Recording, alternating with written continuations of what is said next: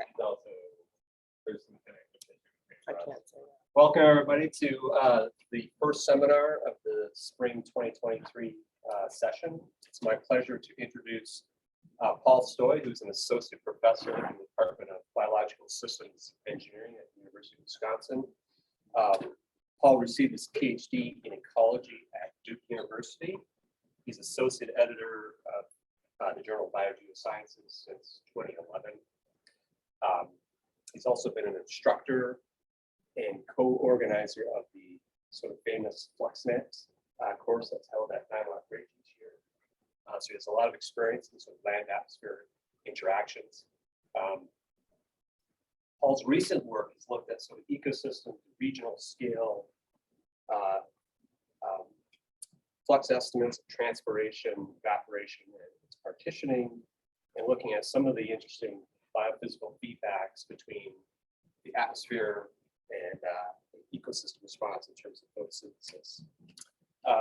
One of Paul's famous papers, been cited over 400 times, really tackled an interesting problem across FluxNet sites, looking at the lack of energy balance closure and looking at some of the mechanisms that might be responsible for that. His work has been evolving towards more remote sensing based approaches, and today he's going to tell us a little bit about using weather satellites and how we can use those as carbon monitoring satellites. This is pretty exciting. So thank you, Paul, for visiting. And I should say we should be on our best behavior because Paul's mom is in the audience today.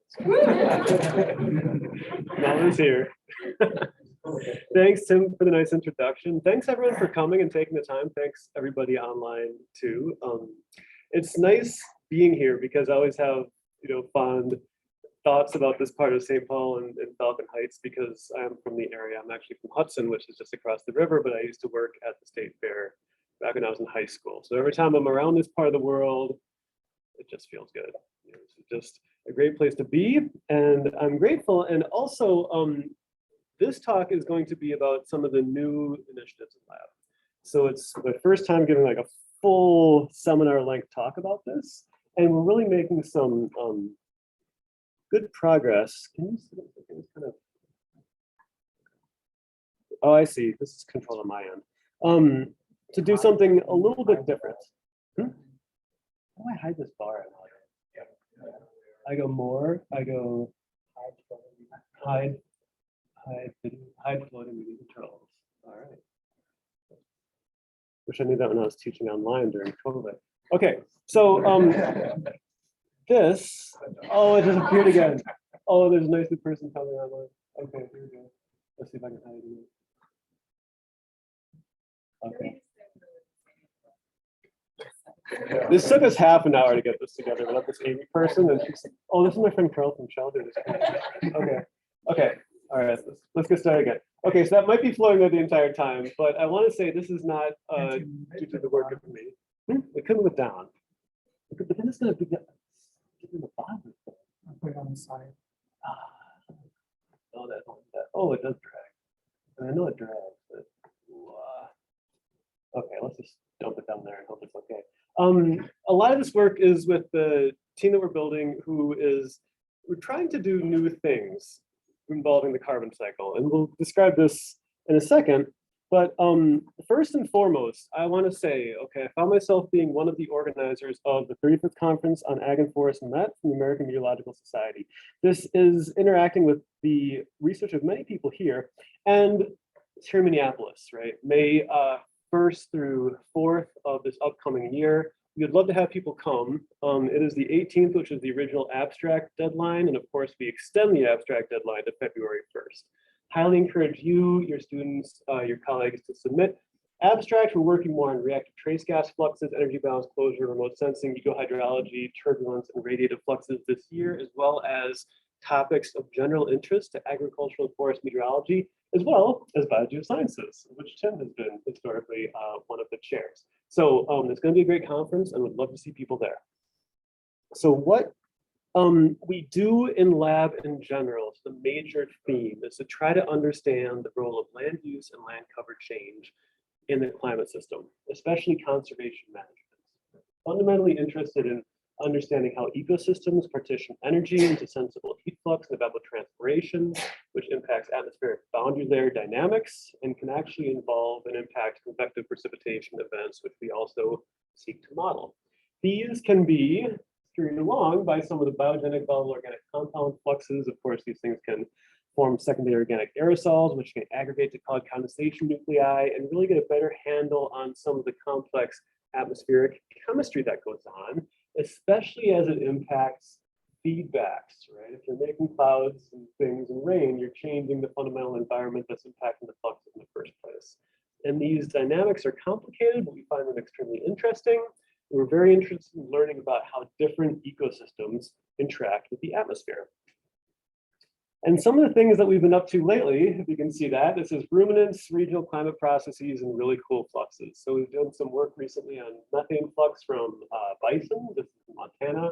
Those are Ted Turner's bison. He does measure the bison. We're interested in some of these anomalous, interesting regional climate processes in the Northern Great Plains. We have some studies of that using the weather research and forecasting model.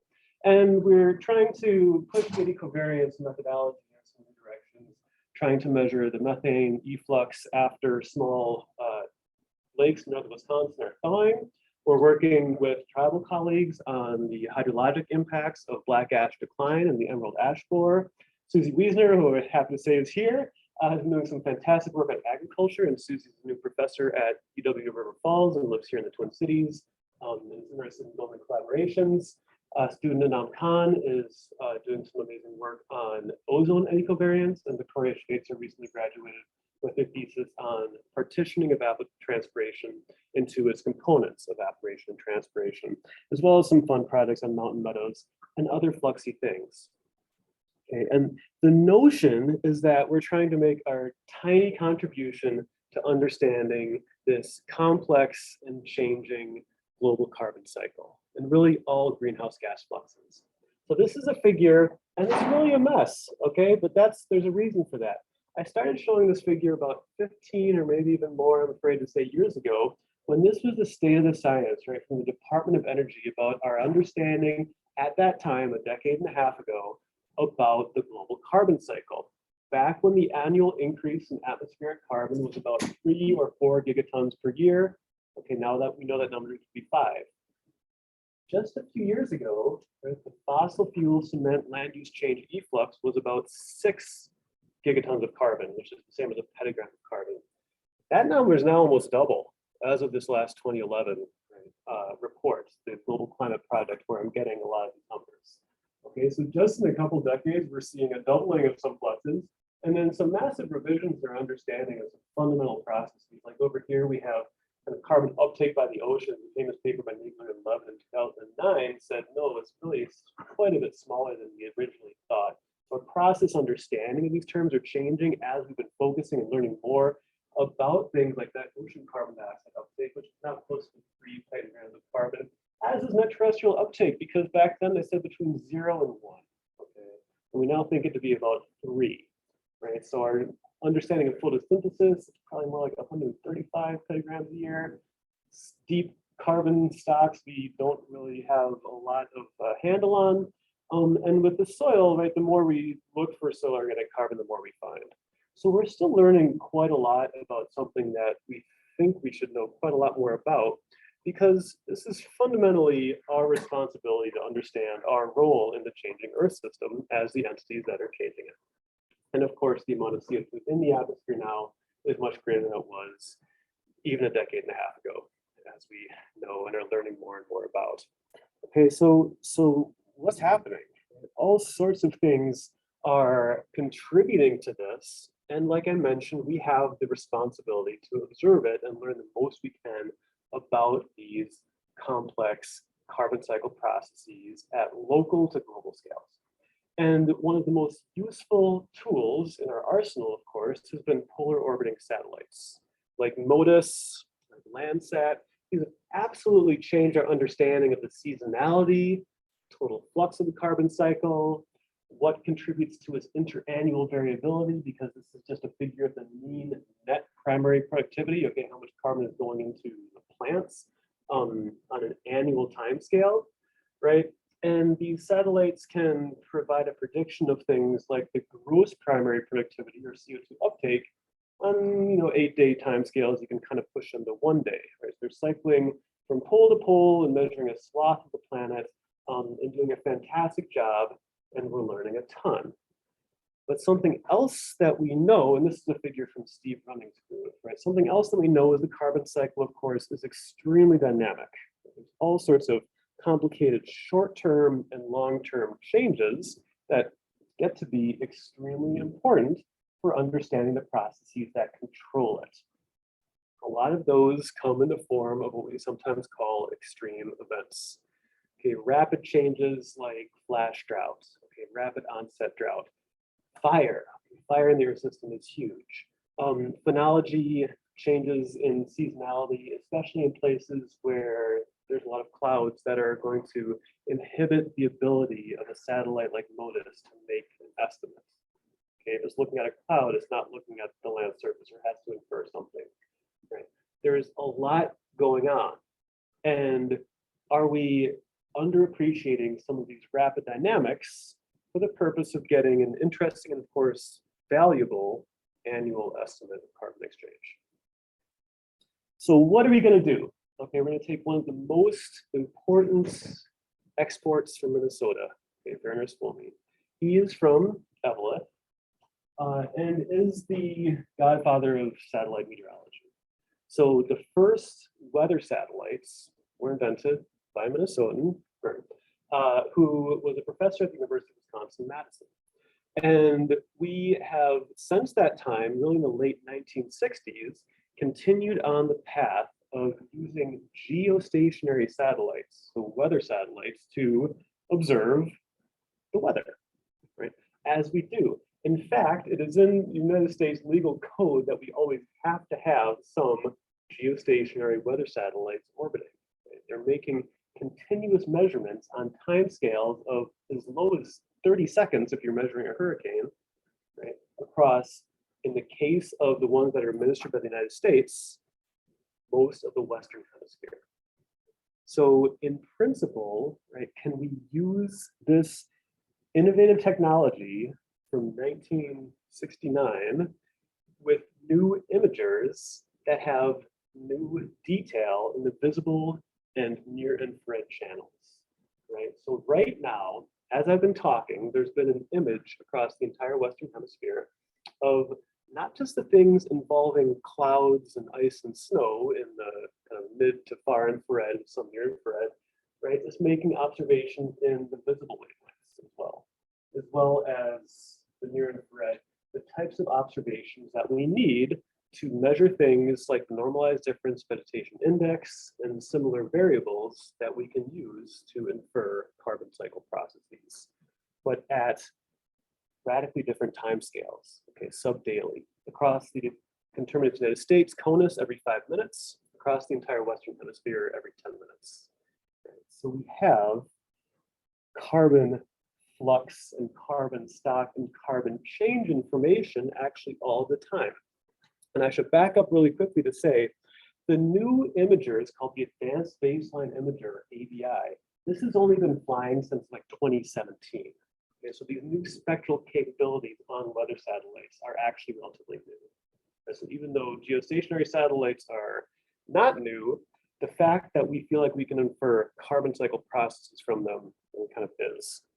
And so what are some of the things that we can do with this information from geostationary satellites?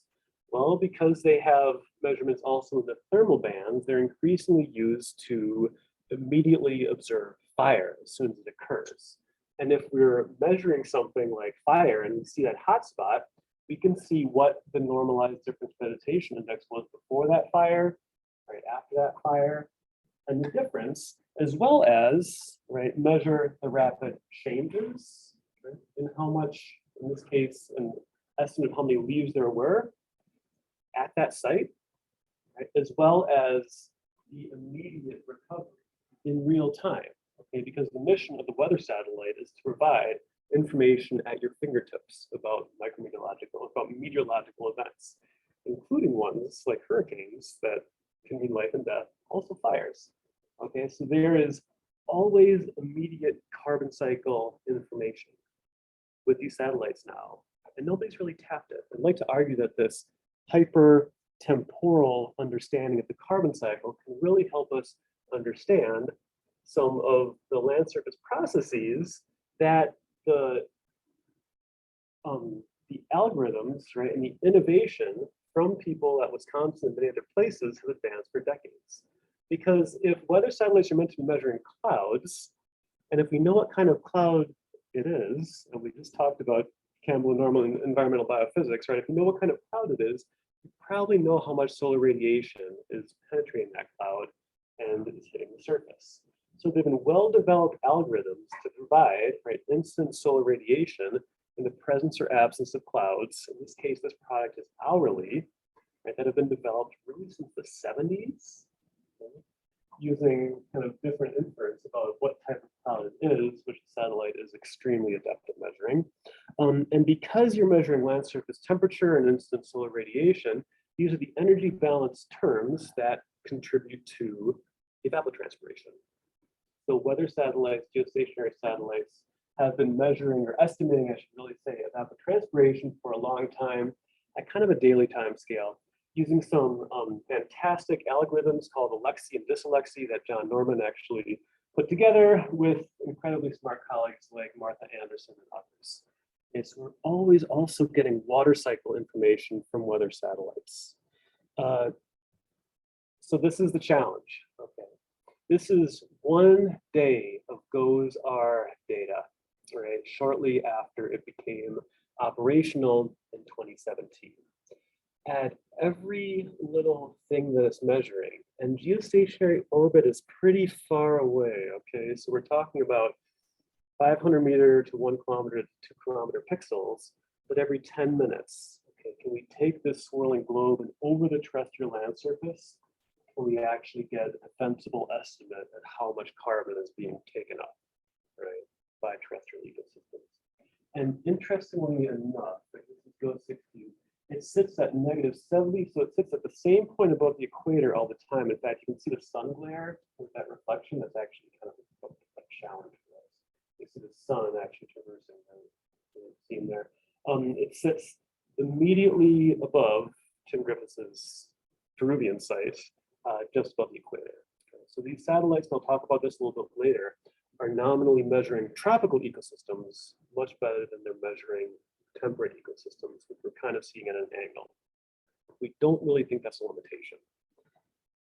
Oops, okay, so what do? Well, okay, we can take some data and we can do our absolute best to model carbon uptake by the land surface every, in this case, half an hour, because we're going to compare this against eddy covariance measurements that I'll explain next. There's a new manuscript, 2022, by Nam Khan and others, where she took a really rigorous approach and took what the satellite actually sees, which is the reflectance of these different wavelengths from the top of the atmosphere.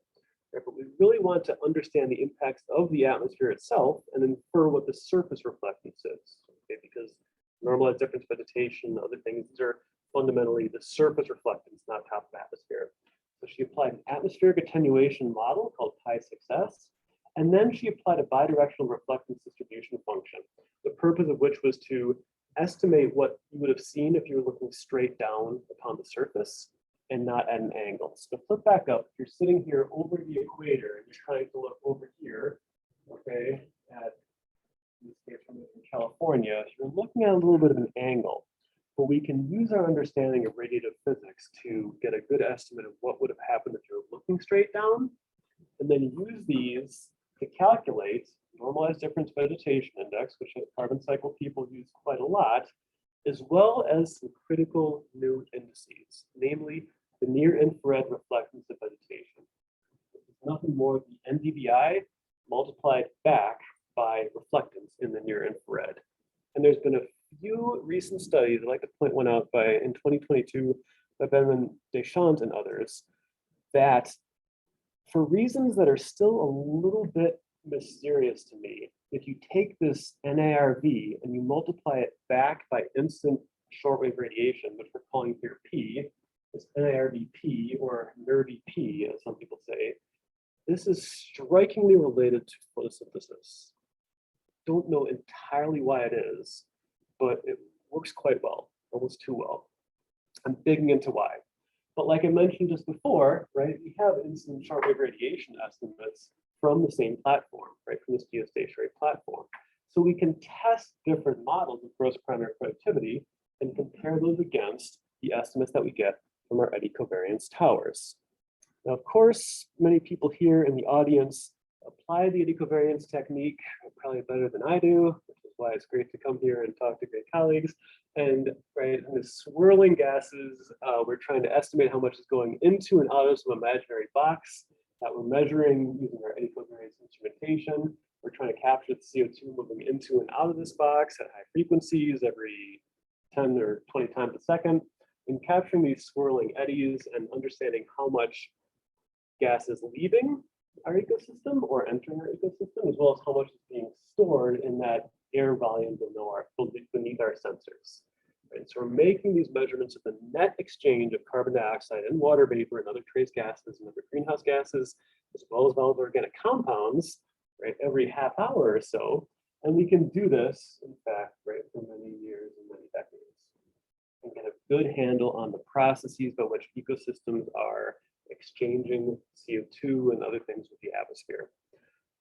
We're using data from our close colleague Vinoth Chandar's site here, which looks suspiciously like this neon video. This is the famous Tomsey Oak Savanna ecosystem. And Dennis has done quite a lot of work historically, estimating how much of this net flux that we measure is carbon uptake through gross primary productivity, and how much is carbon emissions through ecosystem respiration. Okay, so with these data, we have gross primary productivity estimates, and we have satellite-based estimates, also gross primary productivity. So testing different algorithms against the observations in purple, we have a model of this NIRVP that takes the form of a light response curve, which it mechanistically has to, because we'll have a saturating relationship with shortwave radiation. Right? So a light response curve function of GPP, the function of NIRVP, a simple linear model, and then a type of model that simulates what the common polar orbiting satellites use, like MODIS. These are light use efficiency algorithms where they're observing the normalized difference vegetation index, the NDVI. There's some light use efficiency parameter, and then you estimate, you kind of crank down your estimate of gross primary productivity depending on if it's too hot or too cold or too dry or too wet. Right? So this type of model. And what we're consistently able to find is that this NIRVP curve model is able to relatively well capture the diurnal course of GPP throughout the day. And more and more and more studies are really emphasizing how these morning carbon uptake periods before dynamic water stresses begin to limit somatal conductance and carbon uptake is really the peak point, okay, over the course of the day where carbon is being taken up. And more studies will show this because of the extreme importance, not just of soil moisture, but also atmospheric vapor pressure deficit on stomatal regulation, stomatal closure. And as those stomates close, you can take up less carbon. So this model over diurnal and weekly, and I'll show you in a second, sort of seasonal time courses is doing a pretty good job. Okay, at every half hour, we're applying the algorithm, estimating GPP from this Oak Savanna site in California. Another challenge with these light efficiency type models here is that they tend to, if it thinks it's too dry, it just really bottoms out when there might be some water somewhere and the ecosystem is actually still cranking. The actual form that our model is taking is a light response curve where we have two parameters, alpha, that's the initial slope of the light response curve, times NIRVP, times beta, which is the parameter of saturation. And then we're cranking that parameter down if things are too dry, if the vapor pressure deficit is too high. This is something that we're still working on as we're still in the process of improving, further developing these algorithms and trying to apply them at different sites, which is what we're doing here. Right? So if we're working at an ecosystem in California, can it work hopefully equally as well at one of Encore Desai's long-term ecovariance measurement sites at a mixed deciduous forest here in northern Wisconsin called USWCR for Willow Creek? And our argument is that, yeah, actually our GOES-R based model does a pretty good job. Here we have some observations at an irrigated potato field, likewise suggesting that we're doing a pretty good job with this light response curve approach where you have this vapor pressure deficit adjustment. I'm not saying our algorithm is perfect or that we've somehow solved the global carbon cycle, but it's pretty promising that a model based on geostationary observations that are coming in real time are giving us a defensible estimate of carbon flux at the ecosystem scale. And because these weather satellite data are fundamentally meant to do spatial analyses and not time series analysis, the structure of the data does not lend itself very easily to time series analysis, which is something that we're struggling with.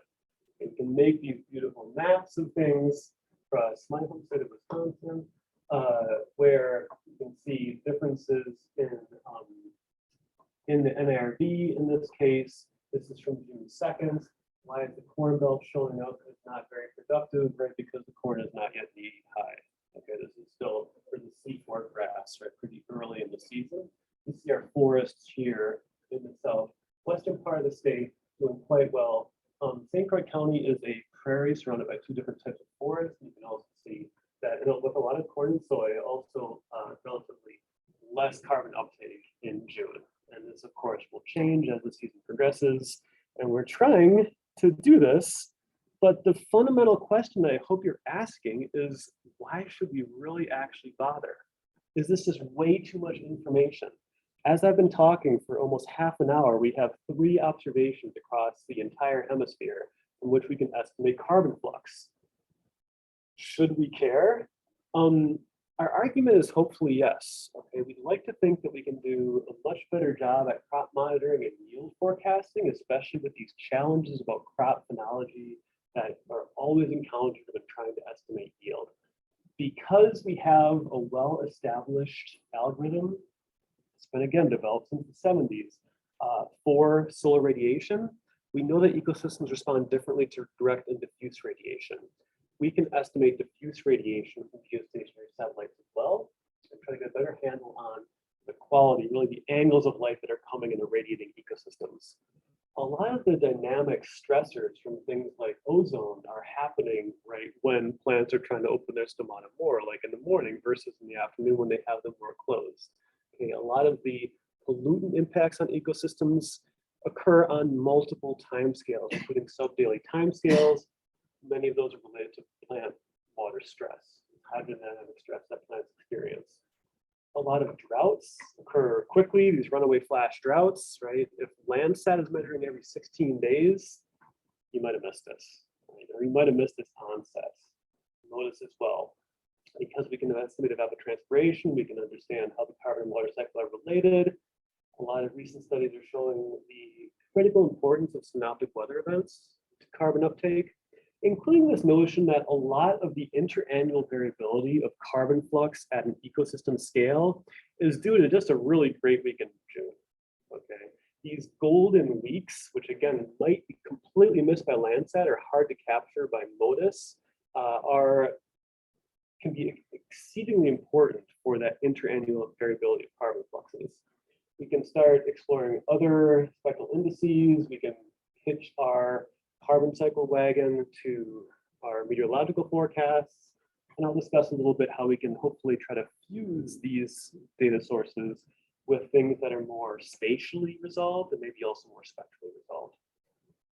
Okay, so what do we need to do first? Okay, Anam's work was extremely rigorous, right? We're gonna have a hard time doing all of these things, right, with the computational resources that we have at scale in real time.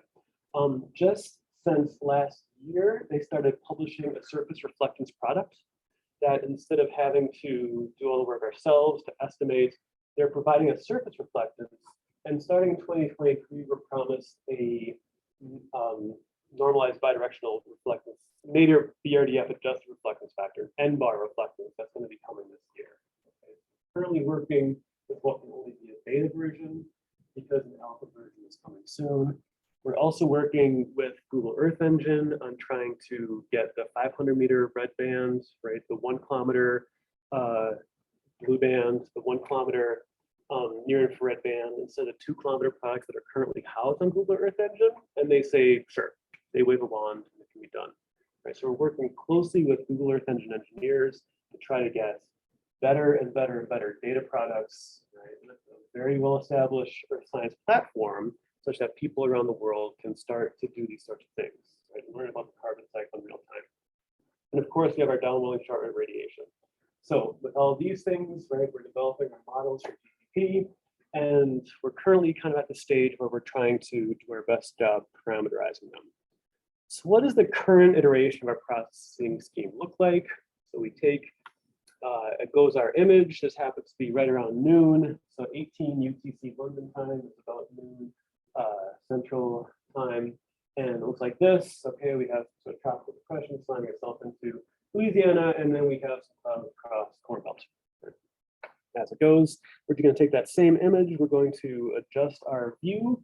We're going to start kind of looking straight down, as it were. Orange dots here are the eddy covariance towers, and we've downloaded all of the GOES-R information from 2022 for 300 Ameriflux towers across the United States, as well as the rest of North and South America.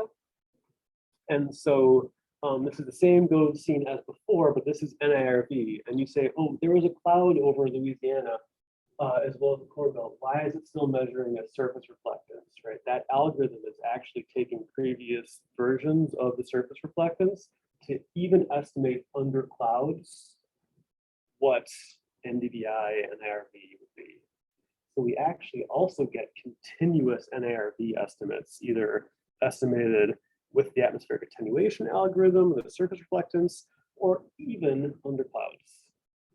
And then we go ahead and multiply that by the downwelling shortwave radiation estimates. And I don't know why that patch in northern Minnesota, including my father's hometown, Little Falls, that is not showing up, but you know, I'm still learning about these things as well. But recall, right, we have those clouds across the Corn Belt, and we're going to go ahead and see that there is far less downwelling shortwave radiation, of course, on account of those clouds, and poor Louisiana is getting hit by another tropical storm. So we see less solar radiation there. So this is every hour, right? And these observations in principle come every 10 minutes. We just kind of take the midday value. So that's how it works in practice. And we're trying to essentially take the next big step, which is to apply that model, parameterize our model for GPP as a function of NIRVP. And we hope to get there in the next couple of months to provide kind of an alpha estimate of real-time GPP across the hemisphere. And the nice thing about this work is imperfect in that we only see North and South America, and not really above maybe 60 degrees north and south, so not really the poles that well, and I'll talk about that in a second. But our wonderful colleagues across the world are using their geostationary satellites, which have either exactly the same or extremely similar spectral sensitivities, to also estimate carbon cycling. So this is from Jingpeng Zhao's paper 2021 from Nature Plants, and this is the Northern Territory of Australia, basically.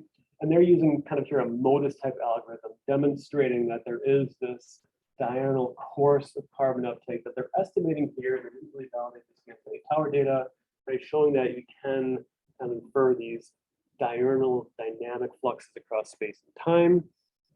And what we need to do, like I mentioned, is take our surface observations from eddy covariance and our satellite observations and see how well we can make the algorithms work. So what this is a figure of, let me step back really quickly. I made the figure this morning. We have puppies. The puppies always wake me up at like 4 in the morning. So I made this figure this morning in Madison, drove myself here. But this is NIRV midday, as well as NIRVP, using the midday values multiplied by the downwelling shortwave radiation for 2 sites that many people here know extremely well. Okay, the RO4 and RO5 ecosystems in Rosemont, right? That Baker and Griffiths and the colleagues have worked on for years. And so this is what an ARB is for the year 2022 from your site. And this is actually the pixel next door. R06 is in the same pixel as R05, which is admittedly a challenge for geostationary remote sensing. It does better regional scales because these coarse pixels than it does at fine scale as it goes, right? But we feel like we can do it. And the nice thing also about sites like this is that weather satellite data has to be real time right now. It's really hard to get a time series go back to 2018. You have to download every freaking file and pick out a pixel. That's really hard, quite taxing. Eddy covariance data, right? We're measuring it. These systems, I'm sure, are running right now, but at some sites, probably this site, right? Are you actually radioing data in or streaming it in? Okay, not a lot of people do that, which means that the eddy covariance data sets from which we'd like to compare our satellite data against stop kind of in 2020 or 2021, and it's always very retrospective. So we need to make our flux observations more real time to have a better handshake with our satellite data. This is something that we're going to be consistently pushing for, and thankfully, people here in this room are leading the charge for some of the ecosystems around here. I don't want to talk about evapotranspiration in excruciatingly detail, except to point out that Raya Ottenheimer, who's an undergraduate at the University of Toronto in physics, I was fortunate to work with her this summer, and she actually applied Josh Fisher's PTJPL algorithm for evapotranspiration at Anchor-sized flux sites using the geostationary satellite data, and found some really pretty good fit. So there's a lot of promise also in getting real-time evapotranspiration using algorithms that are very established for multiple different remote sensing platforms. So where does this leave us, right? It leaves us still with kind of this too much information problem. You can measure every 10 minutes, 5 across CONUS. Do we need all that information? Probably not. Can that help? I would argue yes. It's also a relatively coarse pixel. This is from one of Anker's papers. I guess this would be the year before last now, that is January 2023. But we have different satellite remote sensing or land surface observation products that extend across different areas in space and to different domains in time. And so what this really is a Stommel diagram showing the scales at which you can measure things with like drones, okay, towers and aircraft. EcoStress is a satellite on the International Space Station. It kind of has an irregular orbit, but it measures at 70 meters. Okay, GOES-R 1 to 2 kilometers. Okay, and these are data assimilation system estimates. These are at even coarser scales, right? But we have so much information because a lot of these climate data sets like NLDS and GOES-R are measuring multiple times a day, whereas things like EcoStress, the overpass is a little bit complicated, but I'm going to say approximately like a weekly time scale, right? And some things that are less coarse or less resolved time scale. And are there ways we can kind of use these data products, right? Bring the best of the spatial information and the best of the temporal information, and hopefully one day also spectral information, to make defensible maps at high spatial, spectral, temporal resolution about things that we care about, right, to better understand the Earth system. So what do we need? Right, we need efficient algorithms that we're working on. We're also working with colleagues in the machine learning space. We actually really need open code because our wonderful colleagues in Japan and South Korea and China, and I think to a lesser extent in Europe, actually, they have the same satellite, basically, the same imager, but the NASA don't publish their code. So if they make a download shortwave radiation product, they do it by hand by themselves instead of relying on decades of knowledge. So we need open code. We need to find more relevant applications. And the nice thing is, right, we get to work with great colleagues around the planet who are working on their own satellite systems and coming up with amazing and creative solutions for how we can apply these data, and then we can sort of share knowledge across different platforms. Because heavens knows, I'm unsuccessful enough as it is getting funding from NASA, but if I ask NASA, right, for money to study the Japanese satellite, they're certainly going to tell me no. And if I submit a grant application to the Japan Space Agency, they're certainly also going to tell me to get lost, okay? But if we are working as teams, across the world, we'd like to think that we can kind of build up the argument that this is something useful and really get to this global integration. Oh, is that my temperature? Oh, the cameras, okay, I was gonna say. Oh, yeah, it must be, I don't know, all my terrible graphics. Okay, so we have the Koreans, so this is the Japanese have the advanced Himawari imager, it's almost identical to the advanced baseline imagery. The Koreans have GeoComSat.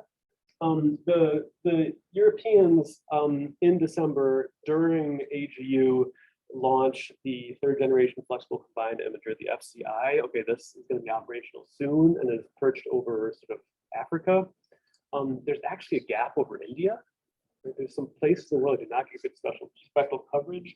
The Chinese have a satellite and the Russians do too, to measure this complicated topic of the poles, right? We don't see the poles well at all from a typical geostationary orbit. There's an eccentric orbit called the Molina orbit, where a satellite sort of swooshes down past Antarctica, then sits and perches itself up and over the North Pole. I'm thinking if you've been to Valley Fair, that pirate ship, you know I'm talking about, it swoops down, it kind of sits up high over the course of the day, and it swoops down again. So this isn't strictly speaking geostationary orbit, but it is a way where you can get consistent, right, during the day observations of the pole. In this case, we're caring about the North Pole. The Americans and Canadians have consistently not able to make the argument to our agencies that we need one of these as well. And we currently have a geopolitical situation with the Russians, so I don't really think we can use these data anytime soon. But these types of satellites, so sub-daily observations, can also be made over the poles. So that's where we're at. Okay, we're trying to integrate our GOES-R. GOES-16 again is at -75.2 west. GOES-17, which is now 18, that just got operational. There's a problem with 17. That looks over the Pacific. We really care about the Pacific to watch weather systems slide into the West Coast. Meteosat, again, brand new, less than a month in orbit. Arctica M is in Molina orbit. And then there are really more than 3 satellites over different parts of the tropics. And I gave this talk, a similar version also virtually from Asia Flux a few months ago. And these are the locations for the different Chinese, that's where the talk was located, actually in Sarawak, in Malaysia, Borneo, GeoComSat, Himawari, the Chinese satellite. So they're looking kind of straight down on the maritime continent, just like we're looking straight down on South America. So we're actually measuring the tropics better than we're measuring temperate zones, which is another important message. And there is an initiative to build all of these observational data sets to make kind of common algorithms, to share knowledge, to share data across the planet with something called GeoNex. We're trying to also push forward this initiative, and you can see there's kind of some gaps in coverage in certain key areas of the planet that we'd like to know more about, right, as we're trying to get an improved understanding of what Dennis Baldacci would say, measure everything all the time. Okay, we can actually measure everything all the time if we know how to unlock the tools to do so. And these GeoNex products are not just doing surface reflectances, but also fire, solar radiation, water products, phenology, snow cover, carbon cycle products. So it's more than just the carbon cycle that we can see. And we're just trying to do our best from the American side, right, to better figure out how to make a real-time carbon cycle product work. So that's what we've been up to. This is about the time I wanted to take, so I was lucky there. Thanks so much for your attention, and very happy to take any questions.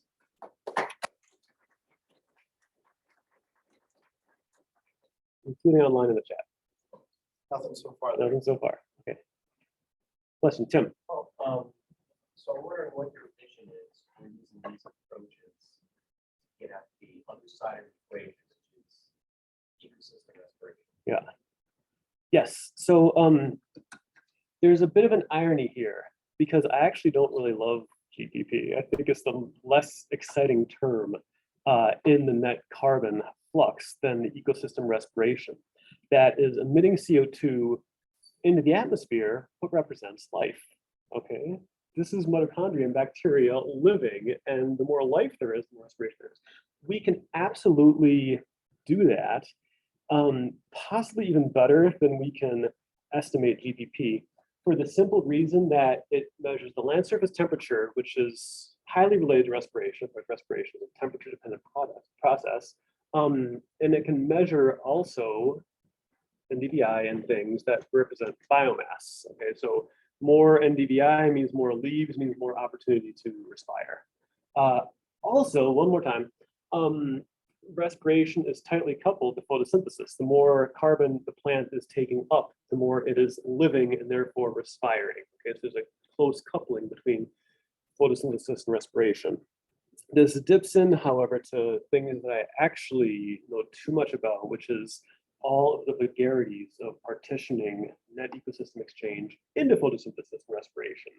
Our dependence on models, the approaches that we're using. We would like to argue that with some advanced algorithms, we can do a slightly better job. Ainara Zahn has a great new paper on water flux partitioning that can also partition carbon fluxes using high frequency decovariance data. But this kind of takes a deep dive into decovariance data processing, because the fundamental problem is if we're measuring the net flux and not its components, we have to model its components, and therefore we're modeling a model. But yeah, the land surface temperature, we're also measuring that at night. We know what the NDVI was in the NIRB and the P from the previous day. So all this GPP talk is just one side of the coin, and I would like to move into respiration soon. Yeah, but really good question. Thanks for it. Bill. I guess my question is kind of related to that. When you were talking about the impacts, sort of land surface impacts that you want to basically you can sort of get information on from these data sets. To what extent is GPP the quantity that you want versus NPP? I mean, there's a few things that GPP is particularly good at, and a lot of those are aligning with the funding efforts that we're going for, like crop monitoring. Okay, if a plant is taking up more carbon, it's just probably making more of what it wants to make. So the crop monitoring aspect is all of these models that are using weather and radiation. They're always basically trying to estimate GPP to estimate yield. So if we can measure GPP more directly, we can kind of do an end around about all of that complexity of those crop yield models and just take what the plant actually cares about, which is how much carbon it has. So that's how I'm hoping to kind of slice through a lot of the complexity of crop yield models. And this is just kind of where my head is at, because we're trying to write proposals to do so. So if it comes to, and it's also just like the carbon available to do things, including partition that into the net primary productivity. So we can go all the way back, for example, into some of Steve Running's original algorithms, like way up here, and do NPP from this. I don't see why not. That would just be additional modeling and additional assumptions, but I guess that's what a lot of what we do. So, but I mean, we have good models for NPP, so in principle, we could do it. We could improve our NPP models with these data, hopefully. Yes, question. Thanks, I enjoyed your talk. You didn't talk about sun-induced fluorescence satellites. What are your thoughts on that? And also, the amount of carbon being sequestered in the soil is a lot higher than in the biomass. Yeah. So that's a huge reservoir, and none of these techniques are going to help you.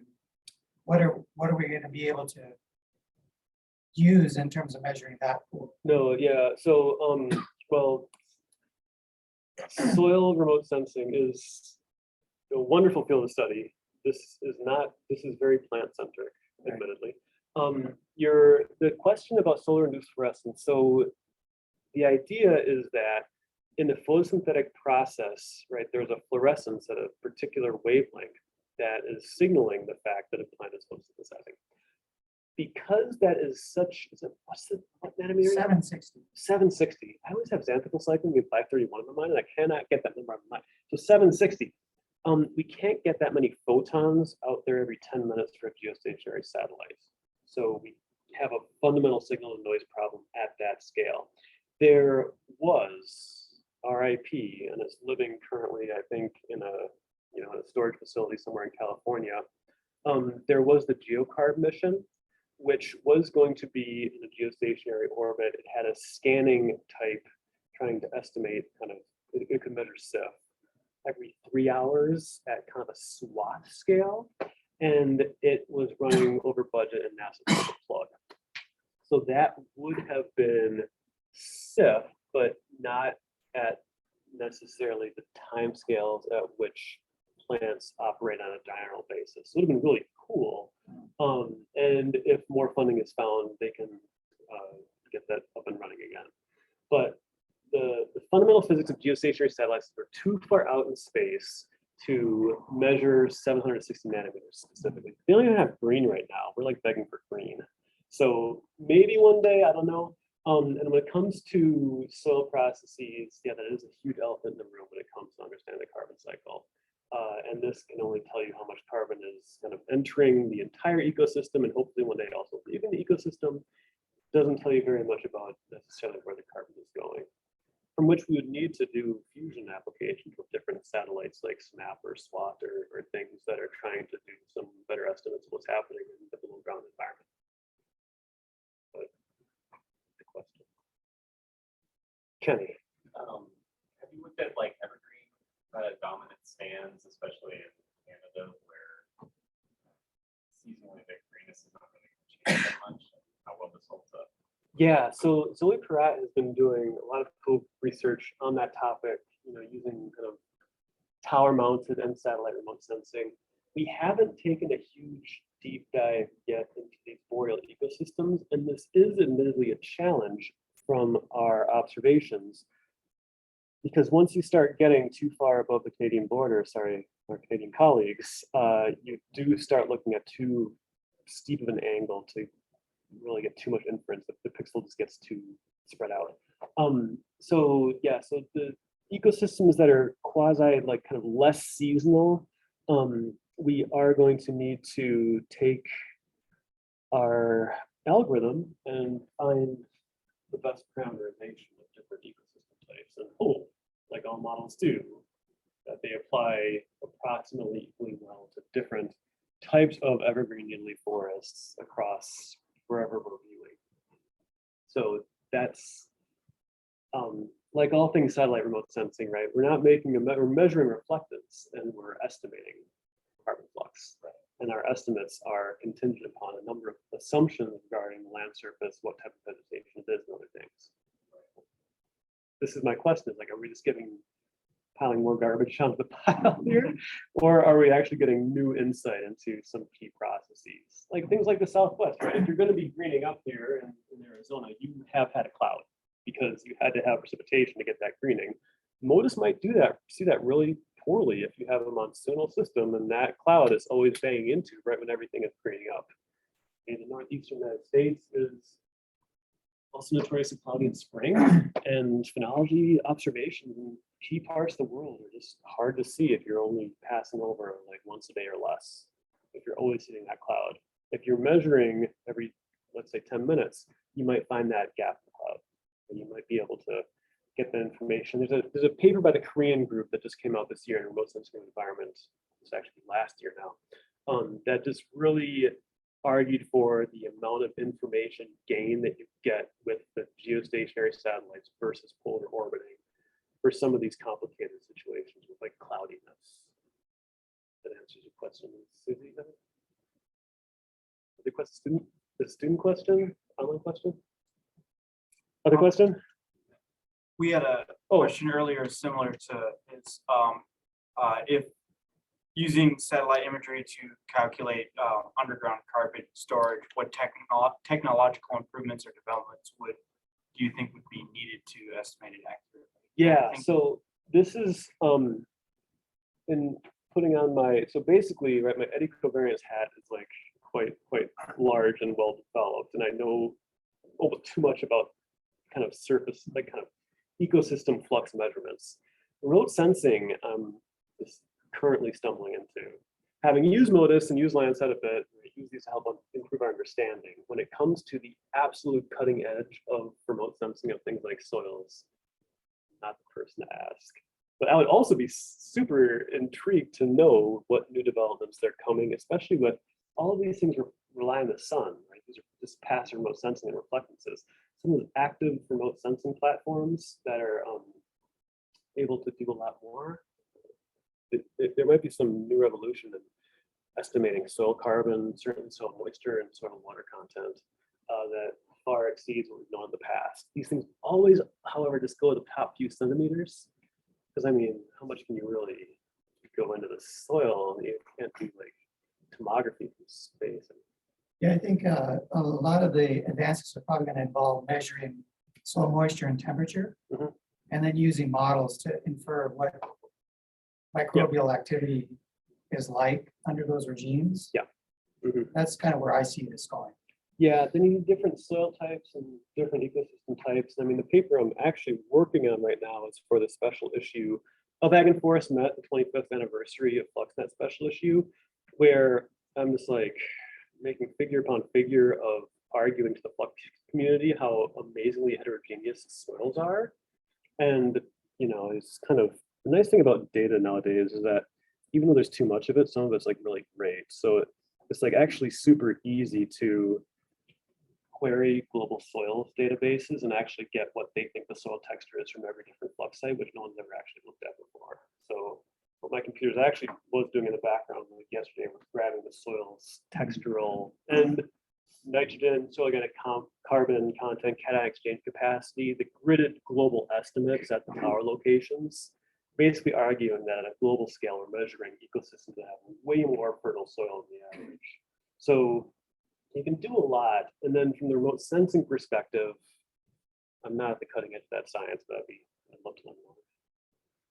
Yeah, question. Well, a lot of individual landowners are interested in better monitoring, reporting, and verification on carbon. Mhm. You're working at a scale which perhaps is too coarse for that, but what are your thoughts about using remote sensing for monitoring, reporting, and verification? Fortunately for this, we have Dr. Susie Wiesner in the back who is doing some amazing things at like the individual farm scale for quantifying individual greenhouse gas fluxes using advanced eddy covariance algorithms, a lot of remote sensing observations, a lot of actual like kind of on the ground observations of transport in and out, where people might actually find things a bit more useful for making, you know, real on the ground decisions. This paints in broad brushstrokes in real time. So from the eddy covariance perspective, a lot of it's satisfying because all of this rich diurnal dynamics of the fluxes, we're trying to sort of finally peel the onion of remote sensing and sort of try to better understand these temporal dynamics. But when it comes to the real boots on the ground management, this might be too much for a producer or farmer to have to worry about. But there are some cool techniques out there now, the environmental response functions and things that Susan and others are working on, where we can actually get a better greenhouse gas flux estimate of an individual farm or small regions or plots. Is there Any other questions? one question? No more questions? I got One more question. Okay. We'll What take it. jobs did you have at the State Fair? Oh, so that's a great question. So I was a high school student, so I couldn't pour beer. And the place I was working at, I just found out a couple days ago, it's now called Shanghai Hanks or something. It's the one that's in the far south eastern corner of the park, right by where the Liney's stand used to be. And it was basically like they would serve beer instead of one of the liquor licenses, but I was like making pizza, which was not the best pizza in the world. It's like basically me making pizza, but the place was like, that was like an excuse to sell more beer. So it's called Shanghai Hanks, and Hank's from Hudson, and he's a friend. And we just, all of us work there. Between the bazaar and the haunted house. Yep. That's true. Between the bazaar and the haunted house. So that's where I worked, but I wasn't on the actual like money making side of the operation. I was in the back, like making pizzas. Okay, Thank you, Paul. thanks so much.